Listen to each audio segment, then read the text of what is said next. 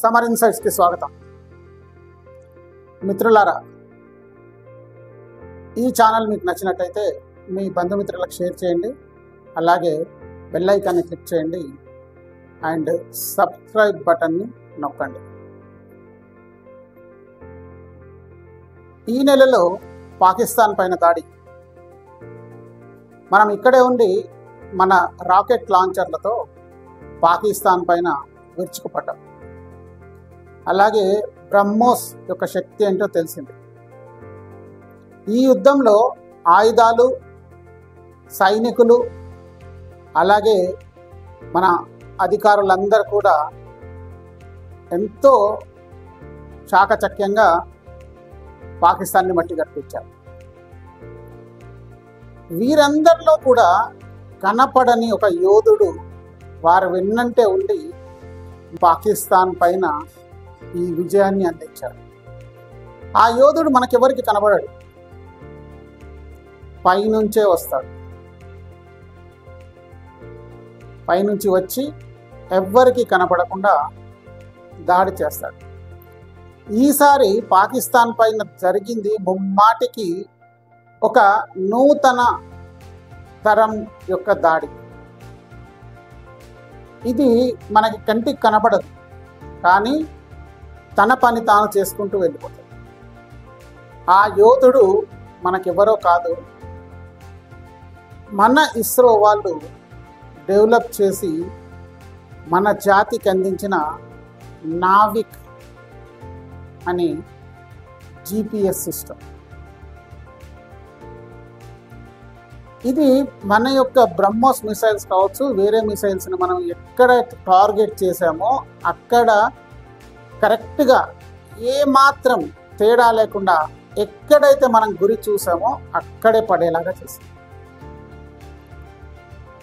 మన మీదికి పాకిస్తాన్ వాళ్ళు దండెత్తుతారు, లేదు ఉగ్రవాదులు వచ్చేసేసి పహల్గామ్లో దాడులు జరిపారు అని తెలిసిన మరుక్షణం నుండి ఈ యొక్క జియో శాటిలైట్స్ని ఎవరైతే ఆపరేట్ చేస్తున్నారో లేదా ఎవరైతే ఆ సైంటిస్టులు ఉన్నారో వారి యొక్క పని ప్రారంభమైంది.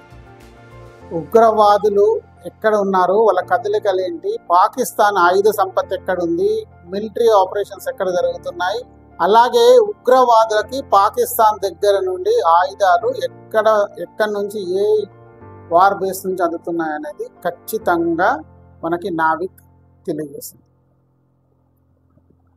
ప్రతిసారి పాకిస్తాన్ ఉగ్రవాద దాడి తర్వాత ఉగ్రవాదులు మా వాళ్ళు కాదు, మాకు సంబంధం లేదు అని చెప్పేది. కానీ ఈసారి వారి ఉగ్రవాదుల దాడి తర్వాత ప్రపంచం పాకిస్తాన్ మాటల్ని నమ్మచ్చు, కానీ మన నావిక్ ఏం చేసిందంటే వాళ్ళ యొక్క మొత్తం కదలికలని రికార్డు చేసి ప్రపంచానికి తెలిసేట్టుగా చేసింది.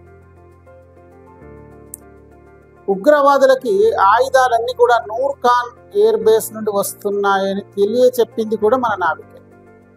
అక్కడ నుండి మొదలై ఆ నూర్ఖాన్ ఎయిర్ బేస్ని బ్రహ్మోస్ మిసైల్తో తునాతునకలు చేయడం వరకు పూర్తిగా నావిక్ యొక్క కనుసన్నలలో జరిగింది. దీనిని డెవలప్ చేసిన మన ఇస్రో సైంటిస్టులకి మనమందరం కరతాళ ధ్వనులతో గొప్పగా వారికి మన కృతజ్ఞత తెలియజేయాలి. 1999లో కార్గిల్ యుద్ధంలో మన సైనికులు వెళ్ళి వాళ్ళెక్కడో పైన మన సైనికుల యొక్క స్థావరాల్ని వాళ్ళు ఆక్రమించేసుకొని కూర్చున్నారు. వాళ్ళకి పైనుండి మనం కనబడుతున్నాం, మన సైనికులు కనబడుతున్నారు, కానీ మన సైనికులకి వాళ్ళు కనబడట్లేదు. కాబట్టి వాళ్ళు కాల్పులు జరపడానికి వీలుంది. అలా కాల్పులు జరపడం వల్ల మన వాళ్ళు 527 మంది మనం సైనికులు అమరులయ్యారు. అలాగే దాదాపుగా 1300 మంది గాయపడ్డారు. అప్పుడు మన ప్రభుత్వం అమెరికా యొక్క GPS సహాయాన్ని కోరింది. అమెరికా నిర్ద్వందంగా నేను మీకు GPS సిస్టాన్ని నేను మీకు ఇవ్వలేను అని చెప్తుంది. అంటే పాకిస్తాన్కి సపోర్ట్ చేస్తుంది. అయినప్పటికీ మనం అక్కడ విజయం సాధించాం. ఈ విషయాలన్నీ తెలిసిన తర్వాత ఇస్రో సైంటిస్టులు ఒకే మాట అన్నారు, ఇప్పుడు మనం ప్రపంచాన్ని అడిగితే వాళ్ళు ఇవ్వలేదు, మనకి GPS సిస్టమ్ యొక్క సహాయాన్ని ఇవ్వలేదు. ఒకవేళ ఇచ్చినా కూడా మనకి ఎప్పుడైతే ఆపత్కాలం ఉంటుంది, మనకి చాలా ఎమర్జెన్సీలో మనం దాన్ని వాడుకుంటున్నప్పుడు వాళ్ళు ఆ యొక్క శాటిలైట్ని లింక్ని మనకు కట్ చేసే ఛాన్స్ ఉంది. అంటే మనం పూర్తిగా వారి మీద ఆధారపడ్డాం, మనం వాళ్ళు చెప్పినట్టుగా మనం వినే స్టేజ్లో ఉంది. అప్పుడు మన సైంటిస్టులు ఇక ముందు భారతదేశము ఎవరిని దేవురించదు, మనము మన యొక్క జియో సెన్సింగ్ శాటిలైట్స్తో మన నావిగేషన్ సిస్టాన్ని మనమే తయారు చేసుకుంటున్నామని చెప్పారు. అప్పటి నుండి మొదలైంది 7 ఉపగ్రహాల సహాయంతో ఇప్పుడు భారతదేశాన్నే కాకుండా భారతదేశం చుట్టూరా 1500 కిలోమీటర్ల మేర ఎప్పుడు కూడా 7 శాటిలైట్లు డేగ కన్నుతో ఎప్పుడు పరిశీలిస్తూనే ఉంటాయి ఎక్కడ ఏం జరుగుతుందని. ఇది మనకి జాతికి ఇస్రో సైంటిస్టులు ఇచ్చిన గొప్ప వరం. నావిక్ అంటే నావిగేషన్ విత్ ఇండియన్ కాన్స్టలేషన్, దాని పూర్తి పేరు. దీనిని 7 శాటిలైట్ల సహాయంతో మన వాళ్ళు సాధించారు. కార్గిల్ యుద్ధం తర్వాత సైంటిస్టులు ఏదైతే మాట చెప్పారో, మనం ఇంకెప్పుడు ఎవ్వరి మీద ఆధారపడం అని వారు ఒకే ఒక మాట ఇచ్చారు. ఆ మాట ప్రకారం వాళ్ళు 7 శాటిలైట్లతో మన యొక్క నావిగేషన్ సిస్టమ్ని రెడీ చేశారు. GPS 31 శాటిలైట్లతో అది మొత్తం ప్రపంచాన్ని కనిపెడతా ఉంది. రష్యా వాళ్ళది గ్లోనాస్ అని, వాళ్ళ నావిగేషన్ సిస్టమ్ 24 శాటిలైట్లతో ప్రపంచాన్ని చూస్తున్నారు. గెలీలియో యూరోప్ వాళ్ళది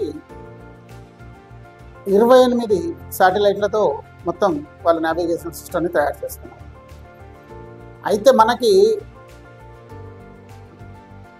మన నావిగేషన్ సిస్టమ్ ప్రస్తుతం 7 శాటిలైట్లతో నడుస్తుంది. దీనిని 11 వరకు పెంచే యోచన ఉంది. అలా పెంచితే మనం ఇంకా చాలా సునిశ్చితంగా మన భారతదేశంలో కానీ భారతదేశం చుట్టుపక్కల 1500 కిలోమీటర్ల చుట్టూ 1500 కిలోమీటర్ల రేడియస్లో ఏం జరుగుతుందో మనం ఖచ్చితంగా చూడొచ్చు, ప్రతి క్షణం చూడొచ్చు. ఈ నావిగేషన్ సిస్టమ్ మిలిటరీకి అలాగే మన ఎయిర్ ఫోర్స్కి చాలా ఉపయోగకరంగా ఉంటుంది.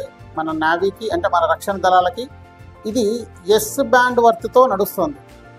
దీనిని హ్యాక్ చేయడం కానీ, ట్యాంపర్ చేయడం కానీ, ఆపేయడం కానీ ఎవరికి కూడా సాధ్యం కాని రీతిలో తయారు చేశారు.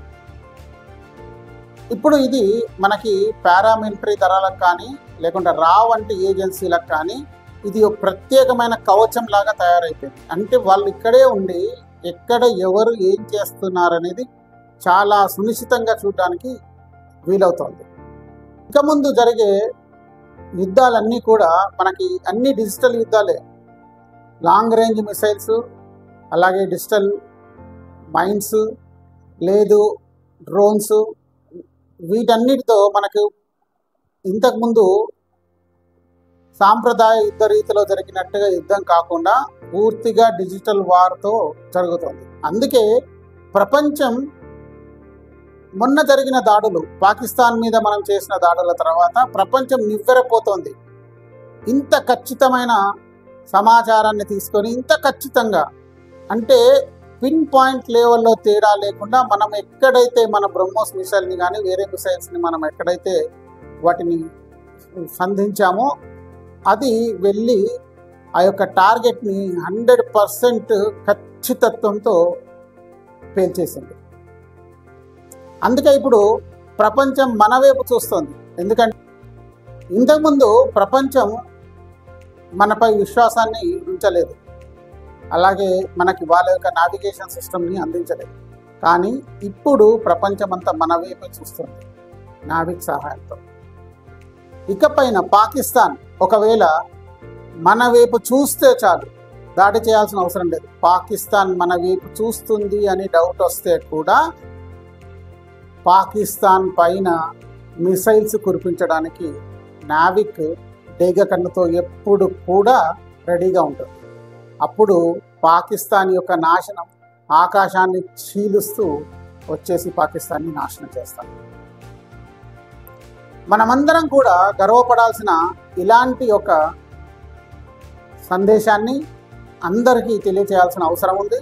కాబట్టి ఈ వీడియోని మీరందరూ కూడా లైక్ చేసి అలాగే సబ్స్క్రైబ్ చేసుకొని మీ బంధుమిత్రులందరికీ, మీకు తెలిసిన వాళ్ళందరికీ షేర్ చేస్తారని ఆశిస్తూ, జై హింద్, జై భారత్, వందే మాతరం.